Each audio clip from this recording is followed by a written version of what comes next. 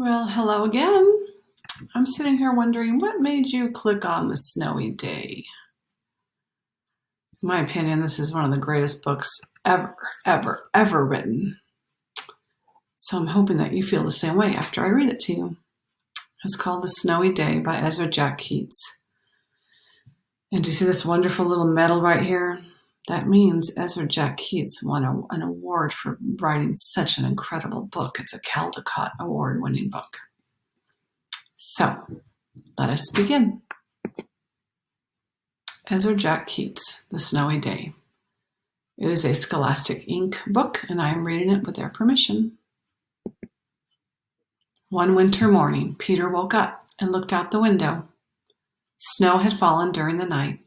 It covered everything as far as he could see. I know that feeling. When I would, especially as a little girl, when I would wake up and I'd look out, and there'd be 4 or 5 inches everywhere.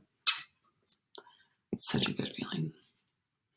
After breakfast, he put on his snowsuit and ran outside. The snow was piled up very high along the street to make a path for walking. Isn't that nice? Somebody got up early and shoveled all the snow off the street so the cars could drive, so people could walk across streets safely. Very nice. I did not have a snowsuit when I was little.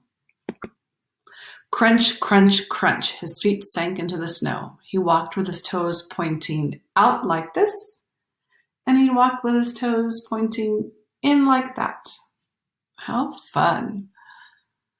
Now, crunch, crunch, crunch isn't something that you would think snow would make as a noise, but it does. It's crunch, crunch, crunch, the most interesting sound. I hope that you get to hear it. Then he dragged his feet slowly to make tracks, and he found something sticking out of the snow that made a new track. It was a stick. You can do a lot with a stick, huh? Especially in the snow. Oh my goodness, let's see what he does with the stick. A stick that was just right for smacking a snow-covered tree. Oh no, what's going to happen? I think I know. Down fell the snow, plop, on top of Peter's head. That has happened to me before. And when you don't have a fancy snowsuit, it goes down your neck. Oh, and it's so cold. So I'm glad he had a fancy snowsuit on. That's one thing I like doing after big snow. I like going out and shaking the snow off all the plants that have started to droop because the snow is so heavy, and I give them a shake and they come back up. He thought it would be fun to join the big boys in their snowball fight, but he knew he wasn't old enough, not yet. Yeah, snowballs can hurt, especially if you play with children who are older than you or people who throw really well. So he made a smiling snowman. Isn't that nice? Looks like he used stones for the smile. And he made angels. Oh, and look, you can even see where his little snowsuit goes up like that. You can see it in the imprint. Very nice. Have you ever made snow angels? You could always practice on the floor before you go into real snow. Just have to flap your arms and your legs. He pretended he was a mountain climber. He climbed up a great big tall heaping mountain of snow and slid all the way down. He picked up a handful of snow and another and still another.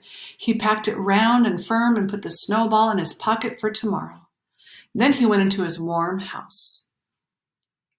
This is the second book where someone has made a snowball and taken it somewhere for safekeeping. Just in the ones that I've recorded. It's in the book called